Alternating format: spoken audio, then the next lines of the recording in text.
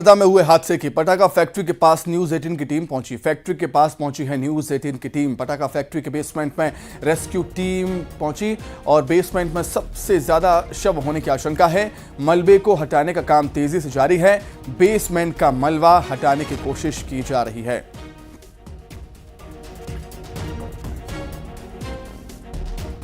कि उस जगह पर हम खड़े हैं जहां पर वो इमारत जमींदोज हुई थी। एक्सक्लूसिव तस्वीरें हम आपको दिखा रहे हैं। यह वो इमारत थी जो कि तीन मंजिला थी जो अब जमींदोज हो चुकी है। आपको दिखाई दे रहा होगा ये जो प्लेटफॉर्म दिखाई दे रहा है, इसके नीचे वो तहखाना है जो जिसमें बताया जा रहा है कि बड़ी संख्या में मजदूर थे और अब कोशिश की जा रही है कैसे भी इस इमारत के सबसे नीचे जो तहखाने में जाया जा सके। वहाँ कितने अवैध मजदूर थे और क्या स्थिति थी, यही वो एक्सक्लूसिव तस्वीरें हम न्यूज 18 आपको दिखा रहा है तहखाने की, जिसको रास्ता बनाने के प्रयास किए जा रहे हैं मलबा हटाकर, ताकि यहाँ पर उस घटना के साक्ष्य हैं या कितने लोग थे वो पता चल सके। पीसीसी चीफ जीतू पटवारी भी यहाँ पर पहुँच चुके हैं और वो उस घटना स्थल पर आपको दिखाई दे रहे हैं जहाँ पर ये हादसा हुआ था और वो कोशिश कर रहे हैं कि यहाँ पर कितने लोग हैं जानने की कि आखिर पूरी घटना। तो हरदा पटाखा फैक्ट्री विस्फोट में कलेक्टर का बड़ा बयान सामने आया। उनका कहना है, मतलब ऋषि गर्ग का ये कहना है कि हालात कंट्रोल में हैं। 11 लोगों की मौत हुई है, 178 से ज़्यादा लोग घायल हुए हैं और 160 लोगों का जिला अस्पताल में इलाज चल रहा है। 39 रेफर किए गए हैं। गंभीर जो घायल थे, मलबा हटाने में थोड़ा समय लगेगा, कलेक्टर ऋषि गर्ग ऐसा कहते हैं। देखिए, हरदा जो पटाखा फैक्ट्री विस्फोट हुआ उसके बाद लगातार प्रशासन का रेस्क्यू जारी है। 24 घंटे हो चुके हैं। कलेक्टर ऋषि गर्ग हमारे साथ हैं, हम उनसे बात कर। सर, क्या स्थिति है अब कि कंट्रोल में है, कितनी कैजुअलिटी हुई है? सिचुएशन अभी काफ़ी कुछ कंट्रोल में है क्योंकि कैजुअलिटी जो लास्ट नाइट का फिगर था 11 वही है और अभी भी हमने जो सारा डेब्रिस चेक कर लिया है वहाँ पे कोई भी एक्स्ट्रा कैजुअलिटी हमें नहीं मिली है। अभी तक सर कितनी मौत हुई और कितने घायल हैं?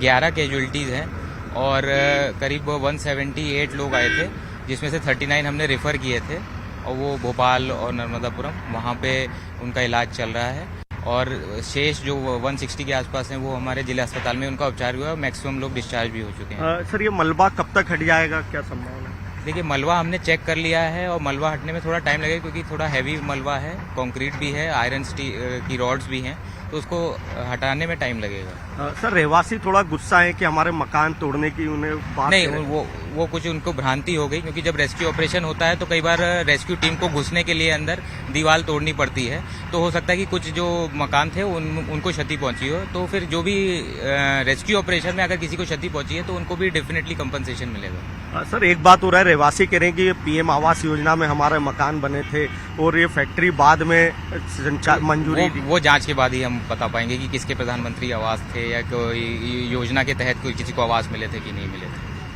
तो देखिए, कलेक्टर ऋषि गर्ग जो बता रहे हैं कि रेस्क्यू लगातार जारी है और यहाँ पर काम चल रहा है और उसके बाद यहाँ पर जो पीएम आवास योजना में मकान बने थे इनकी जांच की जा रही है और जांच के बाद जो भी दोषी होगा उनके खिलाफ कार्रवाई की जाएगी। कैमरामैन अजय के साथ शैलेंद्र चौहान, न्यूज 18 हरदा।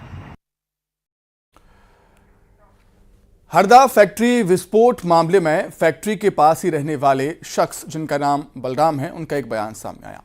बलराम की माने तो अगर प्रशासन फैक्ट्री के तलघर मतलब बेसमेंट का मलबा हटाए तो वहां और भी लोग दबे मिल सकते हैं, ऐसी आशंका है।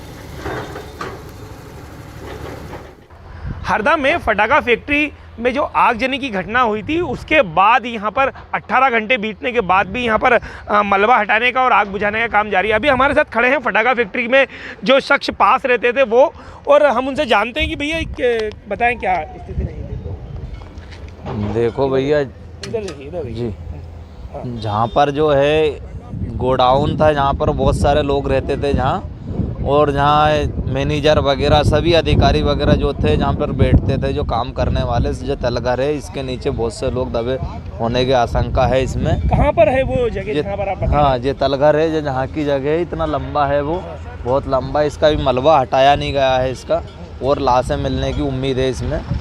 अच्छा, ऐसा मान सकते हैं कि यहाँ पर है? हाँ है, इसमें है इसमें। क्या नाम है आपका? मेरा बलराम कुछवंदिया नाम है।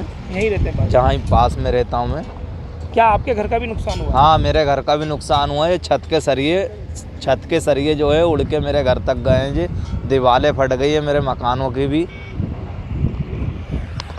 ये थे फटाका फैक्ट्री के पास में रहने वाले बलराम कुछबंदिया जी। उनका ये कहना है कि जो सामने जो तलघर दिख रहा है इसमें कई शव दबे होने की आशंका है। उनका ये कहना है कि तलघर में कई लोग काम करते थे, अगर प्रशासन तलघर को हटाने का काम करेगा तो उसमें कई और शव मिल सकते हैं। प्रवीण सिंह तंवर, न्यूज़ 18 हरदा। हरदा पटाखा फैक्ट्री ब्लास्ट में आसपास के रहवासी इलाके में तबाही का आलम है। घर जलकर खाक हो गए और घरों की छज्जे दीवारें गिर गईं। घरों में रखे सिलेंडर भी फट गए तो घर भी अंदर से जल गए हैं। विस्फोट इतना भीषण था।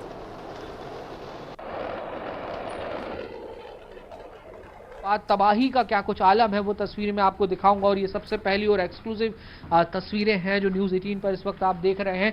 ये देखिए, ये एक घर है जो फैक्ट्री कैंपस के पास में बना हुआ था और आप देख सकते हैं कि हादसे के 24 घंटे बाद भी यहाँ पर इतना धुआं है, इस तरह से ये घर के अंदर भपक रहा है, धधक रही है आग। आप देख सकते हैं पीटी के अंदर से जो धुआं है वो निकल रहा है। और ये किचन है, इस मकान का किचन का क्या कुछ हालात है ये आप तस्वीरों में साफ तौर पर यहाँ पे देख सकते हैं और समझ सकते हैं। तस्वीरें वो साफ तौर पर कहीं ना कहीं बयां कर रही हैं। जो गृहस्थी है वो पूरी तरह से नष्ट हो गई है। कुछ भी नहीं दिख रहा था। 1 किलोमीटर तक इस ब्लास्ट का असर था ये बताया जा रहा है। और आप यहाँ पे देख सकते हैं कि जो मकान है वो कितनी बुरी तरीके से यहाँ पे क्षतिग्रस्त हुए हैं। जो बाइक है वो भी यहाँ पे क्षतिग्रस्त हो गई है। और ये फैक्ट्री कैंपस के अंदर की बात नहीं बता रहा हूं मैं आपको, ये फैक्ट्री के बाहर जो मकान बने हुए थे वहां का ये सूरत हाल है। घर के जो मकान का पूरा मकान, पूरी की पूरी जो गृहस्थी है वो तबाह हो चुकी है। और देखिए यहाँ पे सिलेंडर भी फटा है,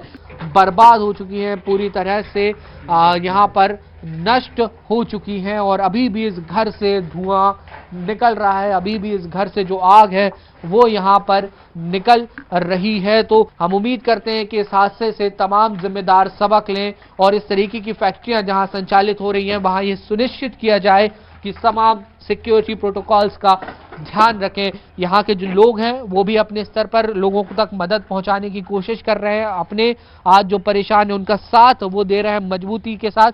लेकिन शासन प्रशासन को भी जरूरत है कि जितना पुख्ता मरहम हो सके इन जख्मों पर लगाया जाए। वीडियो जर्नलिस्ट दीपक कुमार के साथ न्यूज़ 18 के लिए हरदा से वासु चौरे।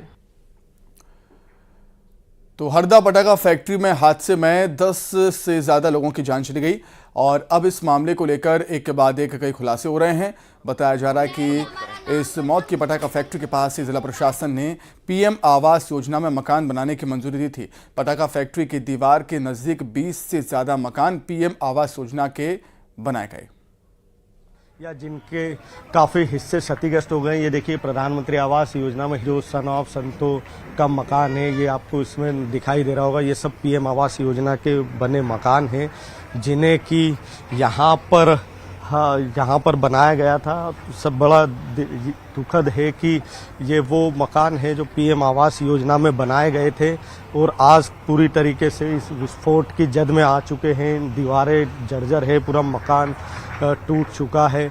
और यहाँ पर अभी कमिश्नर माल सिंह भड़िया, कलेक्टर ऋषि गर्ग और उनके सामने रहवासी भी गुस्सा जता रहे हैं कि आखिर उस पटाखा फैक्ट्री को मंजूरी क्यों दी गई थी।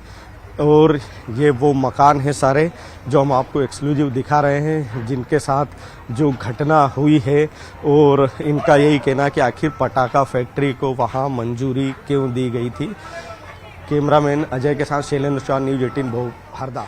और इसी पर चर्चा करने के लिए हमारे साथ शैलेंद्र जुड़ गए, हमारे सहयोगी। शैलेंद्र, भीषण ये हादसा हुआ और हादसा अपने पीछे तबाही के मंजर छोड़ गया है। अब देखिए बिल्कुल कई तबाही के मंजर तो सामने आ ही रहे हैं। कई मौतें हो चुकी है, लगातार लोग घायल हैं, पूरा हरदा दुख में है। पर सबसे दुखद पहलू ये भी सामने आ रहे हैं कि यहाँ पर जैसे कि पटाखा फैक्ट्री से लगे हुए मकान जो है वो पीएम आवास योजना में बनाए गए हैं। उन्हें मंजूरी दी गई पीएम आवास योजना में, यानी कि शासन प्रशासन ने जब इनको मकान आवंटन होना थे, जब इनको अनुदान मिलना थे, तो ये भी देखने की जरूरत नहीं समझी, तफ्तीश करने का नहीं समझा कि कहीं ना कहीं आखिर ये मकान पीएम आवास योजना में दिए जाने चाहिए या नहीं।